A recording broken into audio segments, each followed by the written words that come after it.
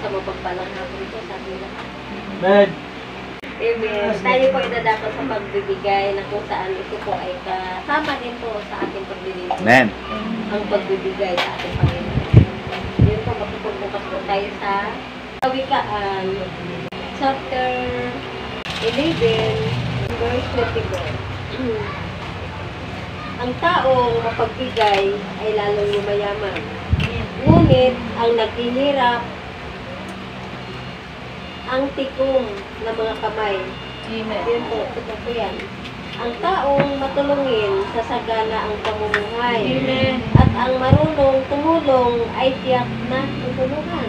Amen. Ayan po na sa verse na ito, alam niyo po, ang mga tao talaga kapag ito ay mapagbigay sa kanyang kapwa, lalo na sa Panginoon, tiyak na ito po ay patuloy na pagpapalain. Amen. Kasi nakikita ng Panginoon ang kalooban. Kung paano po ang kanyang kalooban na hindi ko sa naging madamot sa kapwa niya, lalo na ito sa Panginoon, sa pagbibigay. Na talagang ito po ay talagang babalik sa kanya ng Panginoon nang higit pa sa kanyang ibinigay. Di ba po? Kapag ang tao pala na tinitikom ang kamay, talagang walang pagpapala na pumapasok sa tao. Kasi alam niyo po, kapag ikaw madamot sa kapwa, lalong-lalo na sa Panginoon, na unti mo sa pagbibigay, naging maramot ka, iyon ay nakikita lagi ng Panginoon yun. Lalo na kapag ikaw kumikita ka. Tapos, pagdating ng bigayan, hindi mo man lang maalala ang Panginoon. Walang pagpapala ang maibibigay sa iyo ng Panginoon. Kasi alam niyo po, sa pagbibigay talaga, doon po natin makikita kung paano tayo pagpalain ng Panginoon. Amen.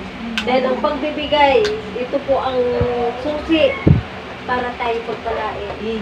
Di ba po? Kaya alam niyo po, sa tao, mapagbigay talagang hindi po talaga hahayaan ng Panginoon na mawalan niya. Lalong-lalo na po ang mga magagandang kalooban. Amen. Na kung magbigay sa kapwa, talagang todo bigay talaga sa kapwa. Nakikita ng Panginoon yan. Kaya alam niyo po, sa mga tikom ng kamay, huwag aasa na pagpapalain siya kasi hindi po siya marunong tumulong, di ba po? At dito po sa 25, at ang marunong tumulong ay siya natutulungan. Eh, di ba po, kapag ikaw lagi kang tumutulong sa kapwa mo, kapag ikaw darating ang panahon mo, walang iweltan mo. Ikaw din ay nangangailangan, siya ay tutulungan ka rin. Kasi, ang nakikita ng Panginoon sa iyo, naging mabuti ang kalooban mo sa kapwa, lalo-lalo na sa Kanya.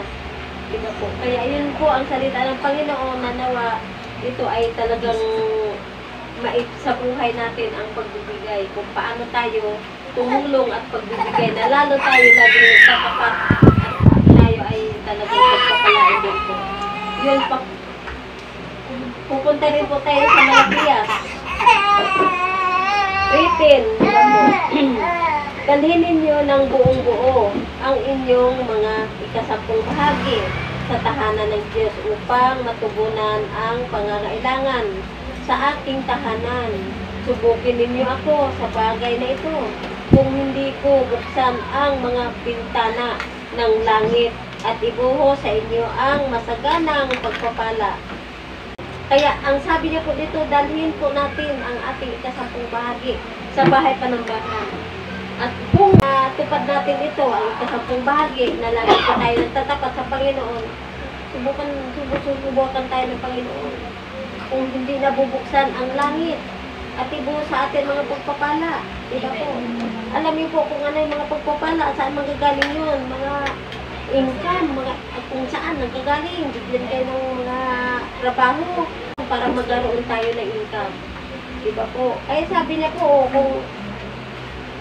kung hindi ko buksan ang mga pintana ng langit at ibuhos sa inyo ang masaganang pagpapala. Diba po? Kasi nakikita ng Panginoon kung paano tayo magtapat at siya man din po ay patuloy man din magtatapat sa atin. Kasi nakita niya po na kung paano tayo magbigay ng tama. Lalong-lalo na po, ikasampung bahagi na kita tayo. Ang 10 bahagi nakalaan na po niya sa Panginoon. Kaya kailangan po, wag po natin hayaan na mawala ng Panginoon. Kasi doon po ng Panginoon nakikita ang ating mga buhay kung paano po tayo nagtatapos. Diba po? Kaya sana po sa ating lahat, sa Jesus may life, wala pong report sa pagbibigay sa Panginoon. Kasi doon po natin nakikita kung paano kikilos sa Panginoon sa buhay natin, sa buhay ko, lahat sa atin. Sa Jesus may life na talagang patuloy yung pinagyayaman. Kaya maraming salamat sa salita ng Panginoon. Nanawa, ito ay ating lalakaran natin ng maayos upang maayos din po ang pagkikitungo sa atin ng Panginoon. Hindi po tayo mawalan. Maraming salamat sa salita ng Panginoon. Sa pagbibigay sa ating mga pastora, kung saan kailangan din po ito mula po sa atin. Yan po, pagbukas po kayo sa atin sa pangalawang Korinto, chapter 9, verse 12 hanggang 14.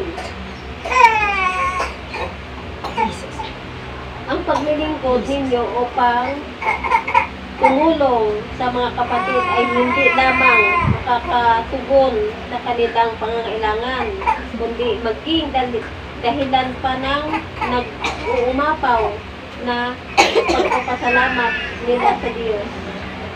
Ang bukas palat ninyong pagbibigay sa kanila at sa lahat ang siyang magpapatunay na matapat ninyong sinusunod ang magandang balita ni Kristo.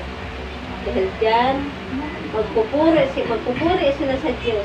Kaya buong pagmamahal nila kayong ipapanalangin dahil sa di masukat na kagandahang loob ng Diyos sa inyo. Salamat sa Diyos dahil sa kanyang kaloob na walang kapantay. Amen. Yun po sa ating mga pastora na ito kasi alam niyo po, ang ating mga pastora napakaganda po ng kanyang trabaho. Siya po ang amo sa trabaho niya, pero hindi niya po yun pinagpalit sa paglilingkod sa Panginoon. Siya po, iniwan niya po yung trabaho niya at naglingkod ng totohanan sa Panginoon. Hindi pa po, kasi ang pinakamahalaga talaga ang maglingkod sa Panginoon. Ano mo yung kapirahan na yan? Kasi galing naman yan sa Panginoon. Pero kapag inuna natin ang Panginoon, talagang bibigay ng Panginoon pagpapala para sa ating mga pastora. Kasi iniwan niya yung trabaho niya at nagpuntay. Di ba po?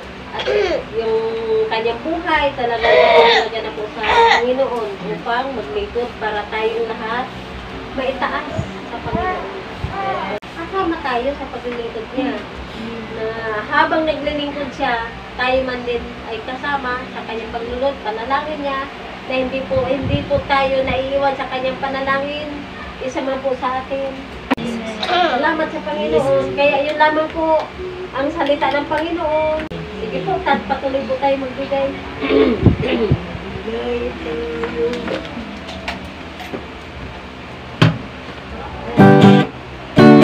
Magbigay tayo sa Panginoon, tayo ay magbigay. Magbigay tayo sa Panginoon, tayo ay magbigay. Ibabalik, siksik, liglig at umaapaw. Ibabalik, siksik, liglig at umaapaw. Magbigay tayo sa Panginoon, tayo ay magbigay. Sige po, patuloy po natin ang stay na natin. Amang banal na pangalan ni Jesus, patuloy po kami amang banal na pagpupubas kay Jesus. Hindi nakapatawa ng Espiritu sa amin ng pagkukulang, isip na gawa na sabi ng mga kasalanan. Salamat po Diyos. Patuloy ka po namin pinupuri, dinadagsila, pinapakalanan, pinapasalanan, pinasampan. Pangalan sa ating mga Jesus. Salamat po Diyos. Salamat po Diyos sa ating mga kapatid na nagtapat sa iyo. Diyos, maraming pagpalain mo po ang lahat ng ito, Jesus. Salamat po Diyos sa kanilang mga buhay. Na yes Lord, ang mga banal, inayo mo po sila sa mga kiramdaman, lalong-lalo na po sa mga sa pangalan Jesus. Salamat po Diyos, maging sa kanilang mga trabaho, Jesus, maging sa kanilang mga negosyo, Jesus. Pagpalain po ito ng lubusan, Jesus. Salamat po Diyos, mga nagbigay, nagawa mo banal. din po ay patuloy mo po ibalik sa kanilang siksik, bigyan po sa nagpong kalagyan, isasalamat maging sa tahanan na ito, Ama, Jesus, patuloy po namin pinata sa iyo, Diyos, na patuloy mo rin po akong panagpagpalain, sa buhay po ni Brandon doon, sa buhay po ni Steve Kayam, ang buong sa bahay ng St. Jesus, na ito po ay pagpalain mo po upang tumagin po ay patuloy po ang ginagamit sa inyong wain ni Jesus. Maraming salamat po, Diyos, salamat po, Ama, Jesus, mag-ama sa iyo po na po ipinapalimutin, nakakataas po, pagsaba, nagsasalat po, pangalan ni Jesus. Hindi ko na